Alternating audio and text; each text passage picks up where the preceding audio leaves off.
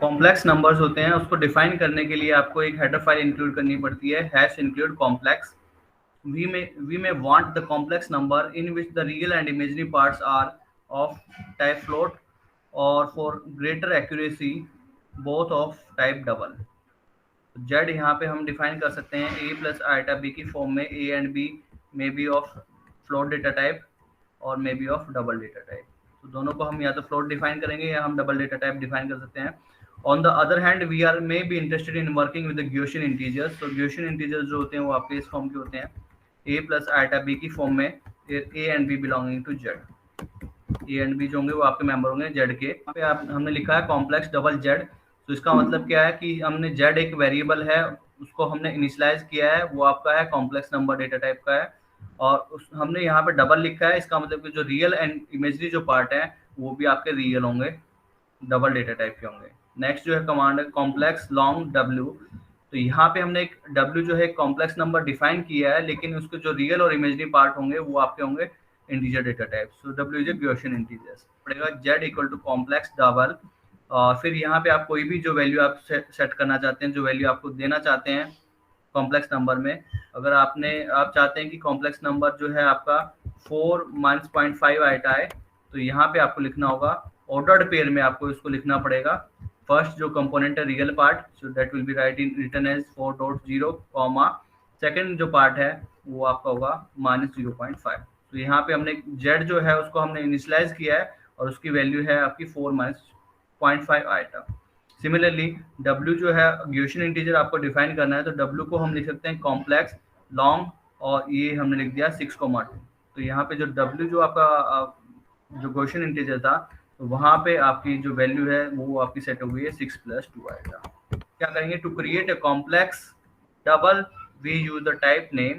तो ये हमें यूज करना पड़ेगा हर बार complex type name, this type name but this time with 2 arguments. तो यहाँ पे हमें 2 आर्ग्यूमेंट्स की वैल्यू हमें यूज करनी पड़ेगी। ये जो पहला आर्ग्यूमेंट है वो आपका रियल पार्ट होगा, जो सेकंड आर्ग्यूमेंट है वो आपका इमेजिनरी पार्ट होगा। तो आपको 10 कॉम्प्लेक्स नंबर आपको डिफाइन करने पड़ जाएं, Z1 Z2 up to Z10। आपके पास 10 कॉम्प्लेक्स नंबर है, कुछ भी मैंने मान लिया अल्फा 1 प्लस का iota beta 1 and alpha 2 plus का iota beta 2, alpha 3 up to dot dot dot alpha 10 plus का आइटा बीटा 10। तो आपको 10 वैल्यू आपको इनिशियलाइज करवानी है कॉम्प्लेक्स नंबर की। तो आपको हर बार क्या करना पड़ेगा, पहले तो आपको डिक्लेयर करना पड़ेगा। कैसे डिक्लेयर करेंगे, कॉम्प्लेक्स यहाँ पे आप लिखेंगे जो भी, अगर रियल पार्ट डिक्लेयर करवाना चाहते हैं दोनों का, रियल इमेजरी पार्ट जो है अगर डबल डेटा टाइप का करवाना है तो आप लिखेंगे कॉम्प्लेक्स डबल। यहाँ पे आपको फिर लिखना पड़ेगा Z1, फिर आपको लिखना पड़ेगा कॉम्प्लेक्स डबल डबल, फिर यहाँ पे आप लिखेंगे Z2। तो ये सारा हर बार आपको लिखना पड़ेगा कॉम्प्लेक्स, फिर आप लिखेंगे डबल और उसके बाद Z10, ठीक है। या फिर इसको एक साथ भी कंबाइन कर सकते हैं, complex double Z1 Z2 and so on. उसके बाद अगर आपको वैल्यू इनिशियलाइज करवानी है, जेड के अंदर कोई वैल्यू आपको वैल्यू इनपुट करवानी है, तो आप क्या करेंगे, Z1 equal to the complex, फिर आप लिखेंगे डबल डबल, और फिर आप वहाँ पे वैल्यू देंगे। कॉम्प्लेक्स डबल लिखने के बाद आप यहाँ पे वैल्यू देंगे DOUBLE डबल, फिर आप वैल्यू देंगे जो भी है आपने वैल्यू मानी है अल्फा 1 फर्स्ट ब्रैकेट में और बीटा 1। फिर ये आपको वैल्यू इनपुट करवानी है Z2 के लिए, तो ये आपको दोबारा लिखना पड़ेगा। फिर आप लिखेंगे अल्फा 2 बीटा 2, तो Z10 है, तो यहाँ पे आपको फिर से ये लिखना पड़ेगा कॉम्प्लेक्स एंगल ब्रैकेट, फिर लिखेंगे डबल, फिर आपको वैल्यू लेनी पड़ेगी अल्फा 10 बीटा 10। तो ये ऐसे आपको डिक्लेयर करना पड़ेगा, लेकिन बार बार ये हमें लिखना पड़ेगा, टाइप करना पड़ेगा। तो इससे बचने के लिए हम क्या करेंगे, हम एक एब्रिविएशन जो है हम डिफाइन करेंगे कि बार बार जो है मेरे को कॉम्प्लेक्स डबल नहीं लिखना पड़े, ये मेरे को नहीं लिखना पड़े बार बार। तो उसके लिए हम क्या करेंगे, टाइप डेफ, ये हमने डिफाइन कर दिया है TYPE डेफ। तो इसका मतलब है कि हम एक डेफिनेशन हम डिफाइन करने वाले हैं, और डेफिनेशन क्या है, कॉम्प्लेक्स जो डबल है उसको हम लिखेंगे इस वेरिएबल से। तो complex double DOUBLE complex double and C। तो इस लाइन का क्या मतलब है कि टाइप डेफ का मतलब क्या है कि यहाँ पे हम डेफिनेशन जो है हम डिफाइन करने वाले हैं कि ये जो आपका कॉम्प्लेक्स डबल है इसको मैं रिप्लेस करूंगा C से। अगर मैं सी लिखता हूँ तो इसका मतलब मेरा ये है। So once we have created this abbreviation to declare a variable to be of complex double, we only need C. यानी कि मेरे को ये लिखने की जरूरत नहीं है, मैं केवल C लिखूंगा और उसके बाद मैं वैल्यू असाइन कर सकता हूँ। तो अगर मैंने ये डिफाइन कर दिया है और यहाँ पे उसके बाद मैं डिफाइन कर सकता हूँ Z1 इक्वल टू C, जो कि मैंने एब्रीविएशन डिफाइन किया है इसके लिए, और यहाँ पे मैं वैल्यू दे सकता हूँ alpha 1 beta 1, Z2 equal to C, फिर alpha 2 beta 2 and Z10 that equal to C alpha 10 beta 10। तो हम इसको ऐसा Z इक्वल टू C 6 -3, तो इसका मतलब क्या है कि Z जो है हमारा एक कॉम्प्लेक्स नंबर है और उसकी वैल्यू जो है वो आपके पास है 6 -3 आएगा।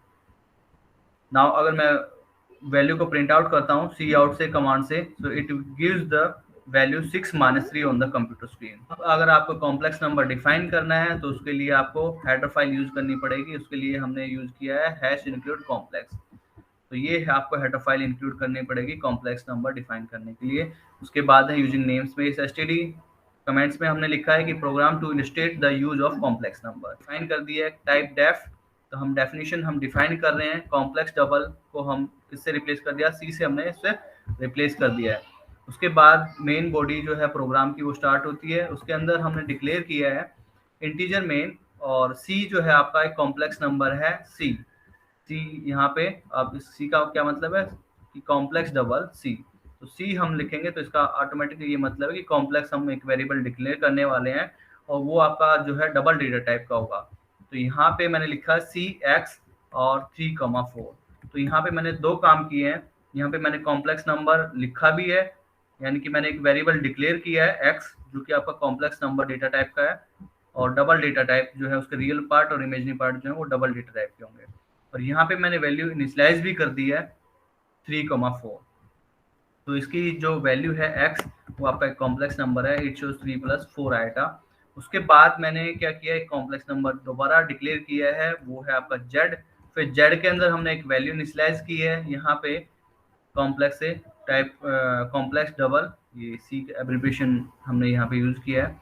उसके बाद हमने वैल्यू दी है 2,7। तो इसका मतलब z के अंदर जो है हमने वैल्यू इनिशियलाइज की है 2 + 7 आयोटा। फिर उसके बाद है c iota 0,1। So it will define the iota, जो कि आपका है square root of -1।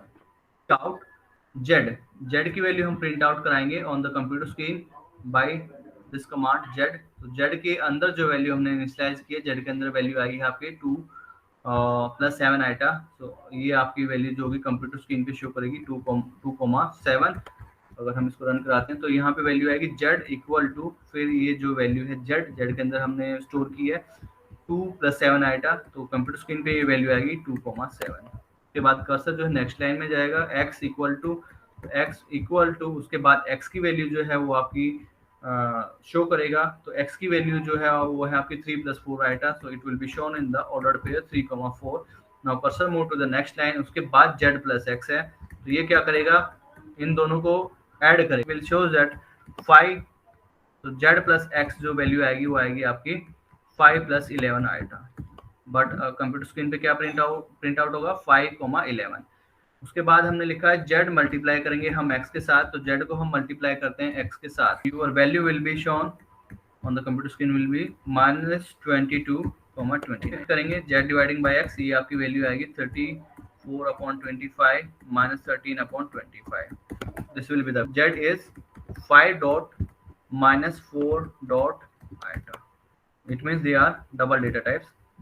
And if we want to extract the value of real part, तो यहाँ पे जो नेक्स्ट लाइन है वो हमने लिखी है नाउ z इक्वल टू, तो ये आपको z की वैल्यू जो है शो करेगा। तो z की वैल्यू आएगी आपके पास 5, -4।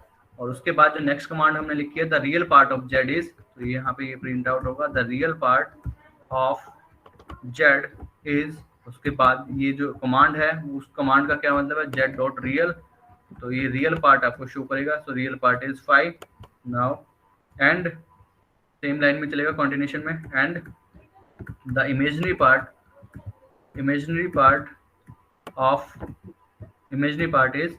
अब उसके बाद z.image ये काम करेगा, तो इमेजिनरी पार्ट को ये शो करेगा, इट विल बी मंथ्स का, that will be the output is z is the value of z is 2,7, so z 2,7। उसके बाद x की वैल्यू कितनी है 3,4, x की value 3,4, z plus x 5,11, so 5,11, z into x, so it will be -22 and 29, so -22 and 29। now ये आपकी value आई है z dividing by x, तो z divided by 13 dividing by 25, तो ये आपकी जो वैल्यू आएगी 0.25, सो माइनस का 5 -4 आएगा, तो ये वैल्यू आएगी 5, -4, इज द सेम वैल्यू। उसके बाद हमने लिखा है the real part of z is, तो रियल पार्ट को ये एक्सट्रैक्ट करेगा, तो रियल पार्ट की वैल्यू आ गई थी 5 and the imaginary part is, अब आ गई जो माइनस का 4, so it is -4। Header file declare करना चाहता है, उसका जो नाम है वो है कॉम्प्लेक्स, उसके बाद इसने एक्स्ट्रा x जो है उसने ऐड कर दिया है एंड हेडर फाइल डिफाइन करना है तो .h, तो हे header file complex.h containing the convention definition for working with the complex number at the rate file, तो ये हमने फाइल @file complex.h, तो यहाँ पे एक हम हेडर फाइल डिफाइन करने वाले हैं। उसके बाद ये ब्रीफ ए, तो ये बताएगा कि hey header file that adds convenient extension for the working with the complex number, और ये आपकी जो है कमेंट बंद कर देता है। if and if hash if and def, तो इसका मतलब होता है if, n का मतलब होता है नॉट डिफाइंड, अगर डिफाइंड नहीं है, और ये आपने डिफाइन किया है हेडर फाइल का नेम है, उसका मतलब है इफ नॉट डिफाइंड, अगर ये डिफाइंड नहीं है, अगर कॉम्प्लेक्स अंडरस्कोर h ये अगर डिफाइंड नहीं है तो हम डिफाइन करने वाले हैं नेक्स्ट हैश DEFIN डिफाइन, तो हम डिफाइन करेंगे इसको कॉम्प्लेक्स अंडरस्कोर h, कॉम्प्लेक्स वाली hash include complex using name space std, standard जो डेफिनेशन है उसके लिए हम यूज करेंगे। इसके बाद हमने कमेंट दिए हैं we define C to be an abbreviation for the complex double, तो वो हमने डिफाइन कर दिया type def complex double C। फिर हमने क्या किया है, फिर कमेंट लिखा है we define iota to be the constant equal to the square root of -1, तो आइटा को भी हम डिक्लेयर करने वाले हैं स्क्वायर रूट ऑफ माइनस का। आइटा की जो वैल्यू होती है वो जनरली आप लेते हैं 0,1, तो 0,1 ये आपकी आइटा की वैल्यू होती है, तो वो हमने आइटा की वैल्यू हमने डिफाइन कर दी है यहाँ पे कांस्टेंट, यहाँ पे हमने उसके बाद हमने लिखा है आइटा, सो C means complex double DOUBLE, और उसके बाद हमने लिखा है आइटा, इसका मतलब है ये एक वेरिएबल है हम जो डिक्लेयर कर रहे हैं वो आपका कॉम्प्लेक्स डेटा टाइप का है।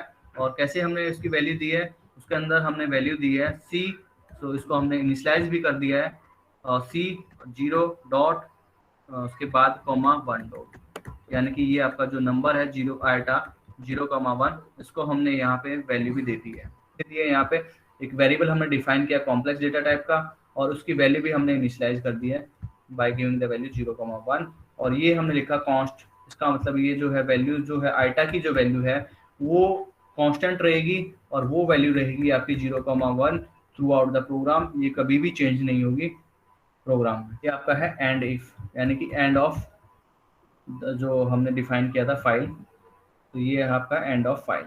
When we want to use the header file, अगर ये जो मैंने हेडर फाइल डिफाइन की है तो हमें क्या करना पड़ेगा, एक स्लाइटली डिफरेंट वर्जन हमें यूज करना पड़ेगा हैश इंक्लूड, और हमें लिखना पड़ेगा डायरेक्टिव। तो जो हमने हेडर फाइल अभी हमने डिफाइन की है कॉम्प्लेक्स h से हम उसको हम सेव करेंगे, तो उसको यूज करने के लिए मेरे को ये लिखना पड़ेगा हैश इंक्लूड, और हमने खुद से डिफाइन किया ना हेडर फाइल, तो यहाँ पे हमें इन्वर्टेड कॉमास के अंदर, और जो कि फाइल का नाम है जो हेडर फाइल हमने डिक्लेयर की है तो वो हमने डिफाइन की थी कॉम्प्लेक्स और x.h, तो ये हमें लिखना पड़ेगा .h लगा के डबल क्वोटेशन के अंदर। और जबकि जो स्टैंडर्ड जो फाइल्स होती हैं जो पहले से डिक्लेयर्ड हैं जो डिफाइंड है उनको हम यूज करते हैं हैश इंक्लूड, और यहाँ पे हम लिख देते हैं डायरेक्टली फाइल का नाम, फॉर एग्जांपल कॉम्प्लेक्स। तो ये हेडर फाइल है जो कि पहले से ऑलरेडी डिफाइंड है, तो ये उसको हम कॉल करते हैं ट्रायंगल, जो एंगल ब्रैकेट्स होती हैं उसके अंदर। बट जो अगर हमने एक कॉम्प्लेक्स हेडर फाइल डिफाइन की है अपने आप से, उसको कैसे कॉल करेंगे, डबल क्वोटेशन के अंदर फाइल का नाम .h, तो ये हमें लिखना पड़ेगा। तो अब हमारे पास ये जो फाइल है हेडर फाइल इंक्लूड हो गई है, तो यहाँ पे हमने केवल दो चीजें हमने लिखी थी, एक तो हमने डेफिनेशन टाइप डेफ की है, type def complex double C. अब आप जो भी प्रोग्राम लिखेंगे यहाँ पे आपको ये लिखने की जरूरत नहीं पड़ेगी, हेडर फाइल हमने इंक्लूड कर लिया ना, तो ये डेफिनेशन वहाँ पे डिफाइंड होगी हेडर फाइल के अंदर। तो आप अगर आप टाइप करेंगे सी तो it will be understood that it will B complex number. और यहाँ पे हमने एक डेफिनेशन और डिफाइन की है आयटा। आयटा को हमने लिखा था constant, constant C iota equal to, और कॉम्प्लेक्स नंबर को हमने इनिशियलाइज किया है 0.01। तो ये वैल्यू जो है वो कभी भी आपकी चेंज नहीं होगी।